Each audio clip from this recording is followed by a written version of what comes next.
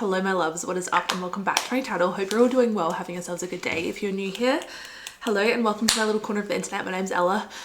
I'm out of breath. I just ran up the stairs. I live in Adelaide with my husband and our 4-month-old baby boy Charlie. I do a lot of vlogs, lifestyle content and budgeting, personal finance videos. I love talking all things personal finance and really getting into the nitty gritty numbers. I've been sharing my financial journey over the last 5+ years now, and it has been a journey to say the least. You guys have seen us through wedding planning, buying our first house, job losses, job promotions, like you've really been there through it all, saving to have a baby, and now on this next new chapter which we're about to embark on, which I'll get into in a moment. But yeah, I'm a big believer in financial transparency, especially for young women. There's a reason it's such a taboo topic and that it's kind of frowned upon to talk about. I just know for a matter of fact, if I was a man in this situation talking so openly about my finances and like financial growth, that there would not be nearly as many comments or as much discomfort around it. At the end of the day, you don't know what you don't know. And so if we can open up the conversation and just talk transparently about money and investing and saving and just like little money tips, or just like, I don't know, money is so much more than just numbers. It is such a mental, emotional thing. And so yeah, I love just chatting about it. If I have to be the guinea pig and take the brunt of it, then like so be it. Every month I do a monthly reset. I go through my budget from the previous month and I talk through what we spent, what we saved, what we invested, identify the things that we did well, areas that we can improve on, ways that we can cut back and save a little bit more money, even though our income has grown substantially over the years. Not giving into lifestyle creep is something we're really cognizant of, and just making our money work for us. Everyone has different money values. For us, we really value our home. We spend so much time here, especially as new parents. We value coffee and like eating out, I would say, is probably a big spend for us, especially in this season. And travel has always been a big money value of ours. Also in these resets, I go over my goals for the month. I thought I'd switch things up a little this month. Normally I would do that first, but I think I'm gonna go over the budget first because I'm here, I'm in my office, I've input the last of my expenses on my budget. So I thought we'd do this now and then we can talk through our goals. Starting off with our income, it was again a really great income month. I have been lowballing my income for the last few months, expecting it to dip, given that I took like a good 6 weeks off of work when I first had Charlie.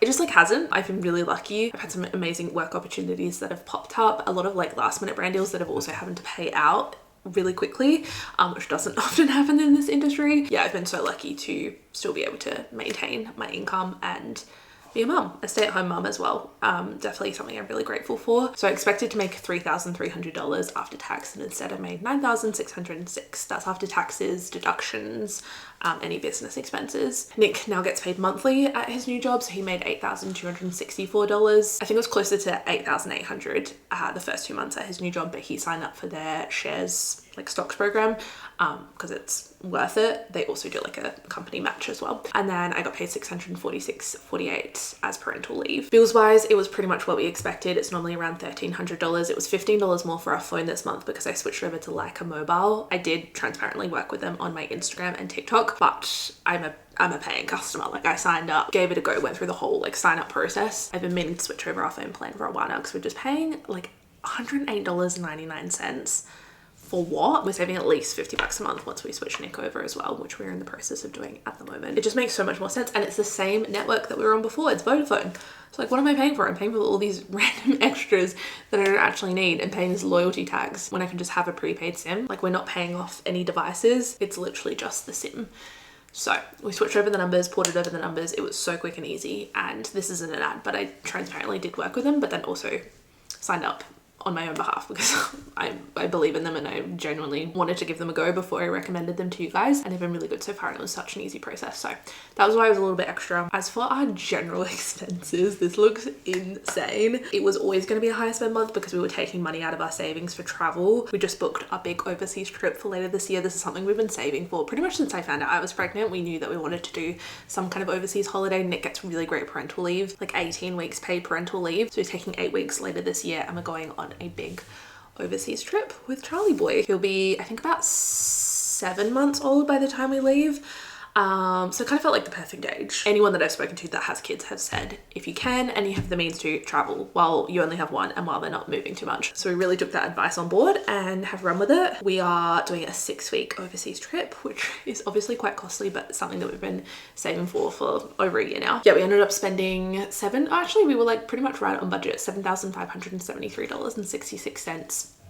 worth of expenses on that, and that was pulled directly from our travel fund. Also had to organize Nick's passport, Charlie's passport. It adds up fast. Groceries, we only spent $642.25, $72.82 on petrol. We've saved so much money on petrol now that Nick's moved jobs because he's not driving like an hour there, hour back. We are spending a little bit more money on transport though because he's taking public transport, so that's $133.01 this month, so I might have to up that budget in July, which is fine. I only budgeted $50. We ended up spending $713 on home stuff this month. That was all pulled again from our home fund, which we have been adding to, like usually about $150 a month we just put away, so then any home expenses that pop up, if we see something for our house we can buy it. So we got some new sheets from Adairs because they were on special. I also bought a mallow, I think it's a mallow mat, which a bunch of you guys recommended. It's a nice looking rug basically for our living room, but it's also doubles as like a play mat as well. It's like super soft and thick. It actually just arrived. I haven't unboxed it yet, but I'm excited. We needed something a little bit more thicker for Charlie boy now that he's moving and grooving. He's like rolling around. We only spent $191 on baby boy this month, $79 on health. I budgeted $400 because Nick has some dental work that needs doing, except our dentist flooded. Like fully flooded. I shouldn't laugh about this. It's not funny. Everyone's okay. It just had to completely close down, and I don't know, where's my dentist gone? Couldn't tell you. I ended up upping our budget for pets to $1,000 just with Mabel's medical appointments. We spent $152.55 on the cleaners. I have another payment coming out for that, so I'll add to that later. $623 on eating out, so we're like a touch over budget, but I'm really happy with that. $217 on social, spent $102 on gifts, spent $195 on treating others. That could either be donations or like buying someone breakfast, or I don't know, sending someone flowers, just anything that's treating others. Pretty self-explanatory. Thanks for over-explaining that, Ella. I really mansplained that. We went way over budget on coffee, guys. I don't know if my low spend week in my life video is up. I think it'll be up before this, but like my coffee spending is just like my one weakness, especially postpartum. I had it so under control for ages, pretty much for the last like 18 months. We've like gradually reduced buying coffee out, especially with our coffee machine. We have a great Rebel and it's wonderful. But there's something about being postpartum and having a baby and needing to get out of the house and like having a destination almost. Like I can't just walk aimlessly. I wish I could. And sometimes I do, like we'll go for a morning walk and like not get a coffee. So brave of us. But like when I'm by myself, I'll often be like, oh, like I'll just walk to the coffee shop and like Charlie will fall asleep. We kill two birds with one stone. It's a great time. It's annoying because I know that I don't have to spend that money and that I could nip that habit in the bud. Like I've done it before. We quite literally halved our coffee budget this past year, and we halved it from the year before that. Who knows what 2026 is going to look like. She is full.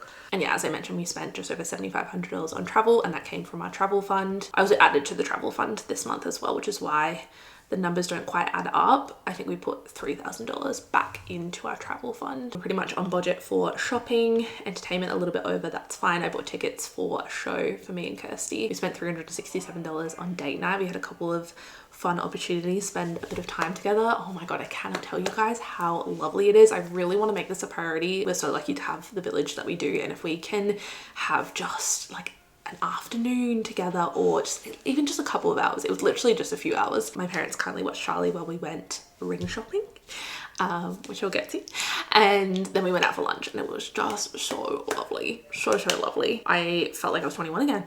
I was like, oh my God, I'm flirting with my husband. It was so nice. And knowing that he was in such capable hands, I really want to make that a priority now that we're at like he's almost 5 months old. Nothing on alcohol, nothing on the car this month, and then miscellaneous.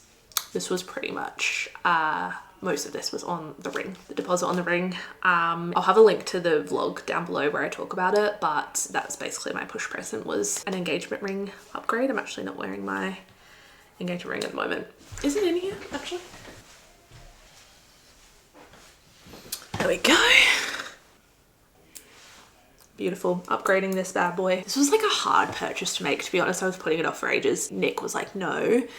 This is your push present. Not that I pushed. I had a C-section. Category 2 emergency C-section. So like my cut present doesn't quite have the same ring to it, but like this is something that Nick really wanted to do. It's his money too, and that's something that he really wanted to spend money on. And I was like, okay, twist my arm. If you want to design me a new ring, I won't say no. Material things aren't normally a money value for us.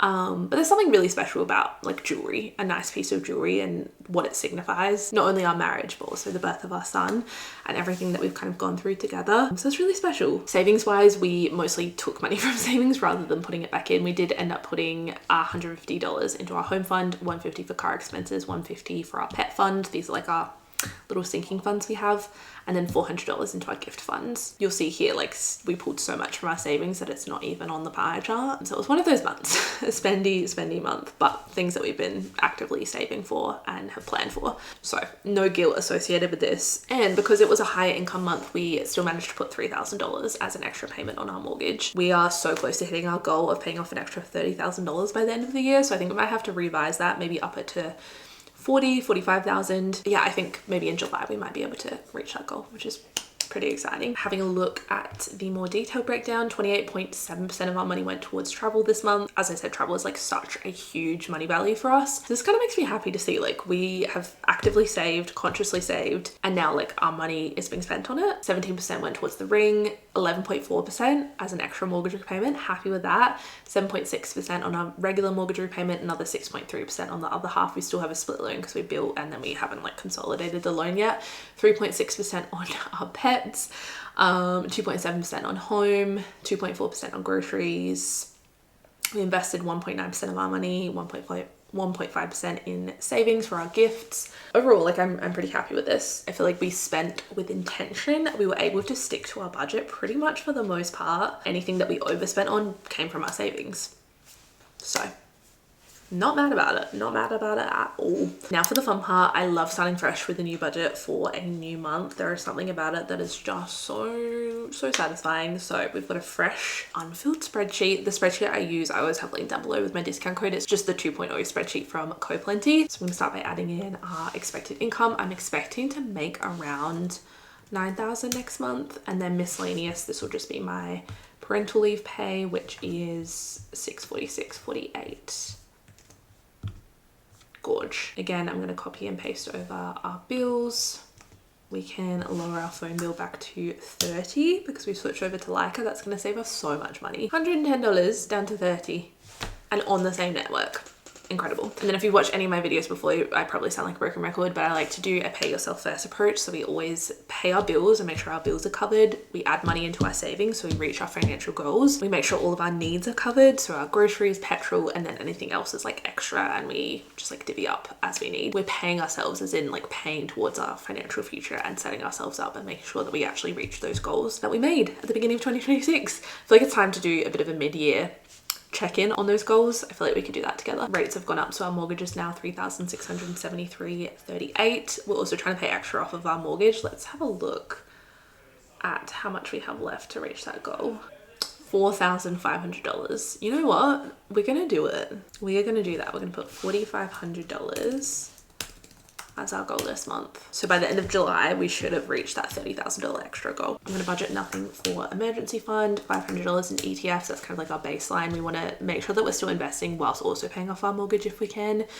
Travel fund, I'll come back to because we'll need to pull money from that so we can continue to book things for our trip.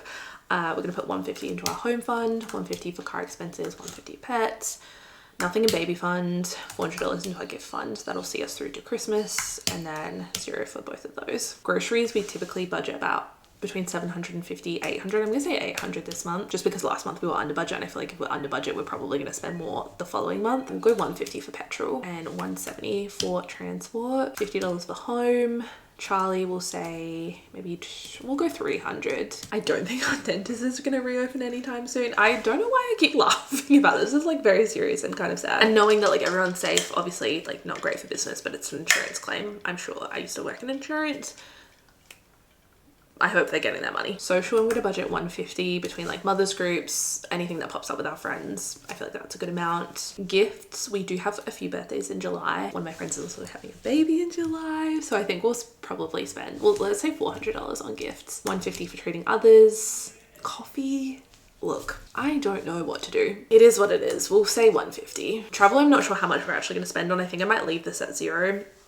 and then I can go back and edit, because again, we're just going to be pulling it from savings. So the way that I track that in the budget is I just do a minus, and same when I do the transactions. I went over this in last month's reset, but if I'm taking money from savings, I'll do a minus, so minus 7,500, and then I'll track what that money is actually spent on, and I'll pop it under travel. That way it's automatically tracked, and it's tracked in the savings and debt tracker on the spreadsheet. If and when we do spend money on travel, it will come from our savings, so I don't need to factor that into our budget on our income. Shopping, we'll budget 250. Entertainment, we'll go 50. Books, 30. I feel like these are our usual numbers. Let's actually look at what we spent last month, because I feel like this is very indicative of yeah, we spent $115 on entertainment, so maybe we'll up that. We didn't spend any money on books because I just have not been reading. I want to read, but I just have not. I've been in such a book slump. We didn't spend anything on hobbies and nothing on alcohol or car maintenance, so I feel like I can make these 0. I'll say 20 for books just in case, and up this to 100, and up this to say 200. And then I always like to budget about between 50 to 100 on miscellaneous. That's mostly for parking. Okay, so that leaves us with $3,758.77, including what we're carrying over from last month, which was $980. So I think with that, we're just going to put it all in our travel fund, to be honest. 3,000, what was it? We'll say $3,500. That will give us a little bit of a buffer, $258.77 left over. We leave in less than 3 months, and it is a longer trip than we were originally planning. Oh my God, my life is so hard. So we do have to save a little bit more. Yeah, I feel really good about that. I'm trying to think if there's anything else I'm missing. I always like to refer back to my calendar just to see. I have a couple of work things coming up, but those will be business expenses. Yeah, my mum's birthday. Nick has a work trip. Yeah, I think that will be fine. I think that should be G.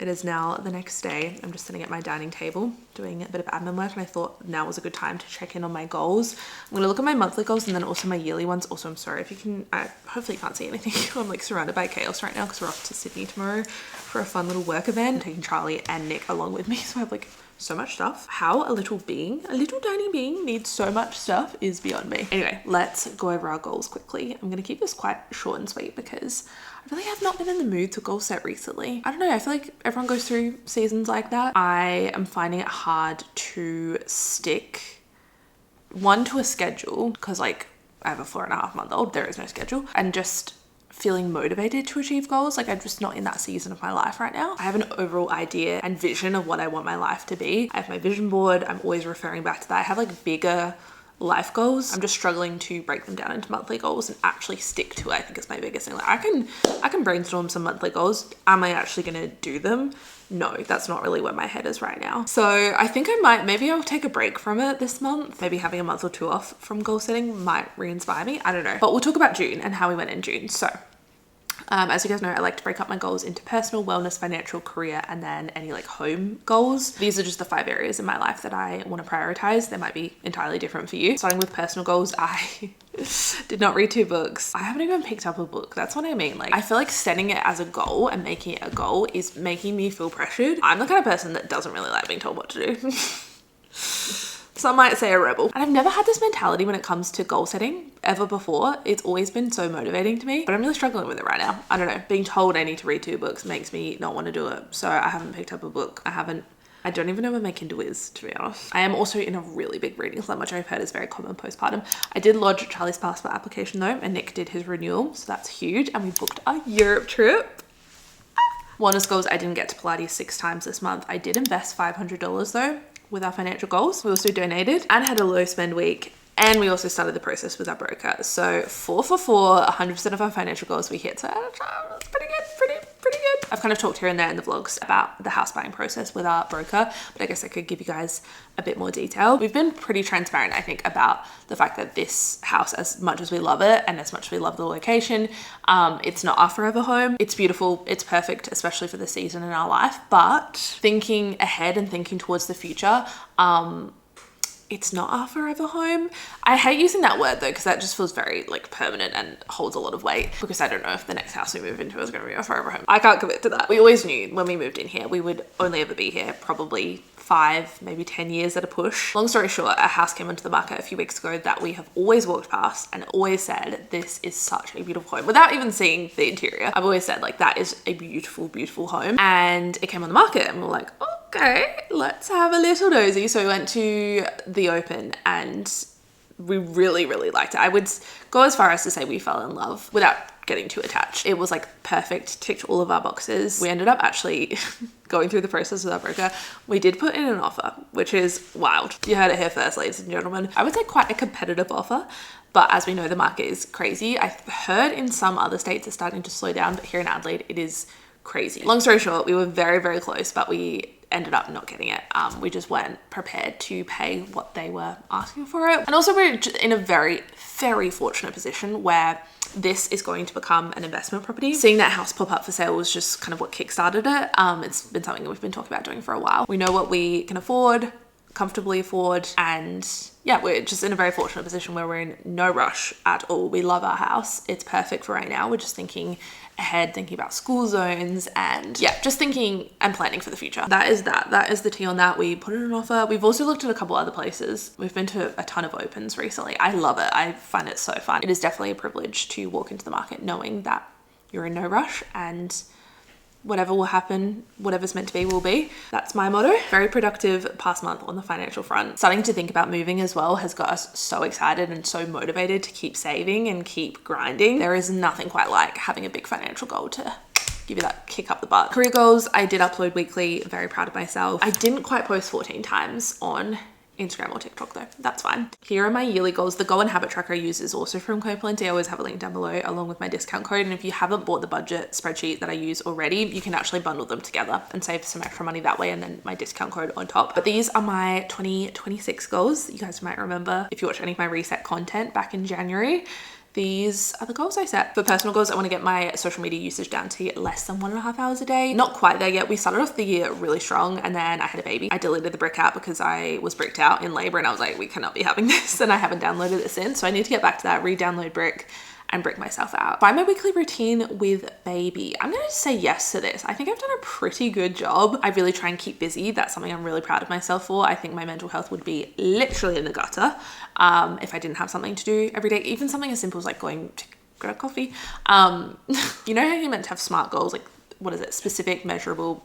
This is not a measurable goal, but I wanted to support Nick's career transition. And I'm gonna say yes to this. I think I've been, not to toot my own horn, but a very supportive wife. Just as he is a very supportive husband when it comes to my career, he is like the most supportive actually. Literally is just all hands on deck all the time with Charlie. Any moment he gets, he is just like, oh, I cannot rave enough about my husband. Like, he is the best. What are we tracking with our 25 books? Like I said, I have not picked up a book since I had Charlie. So that's what, 4.5 months ago. Oh, we read 7 books. Well, obviously I can't tick that one off.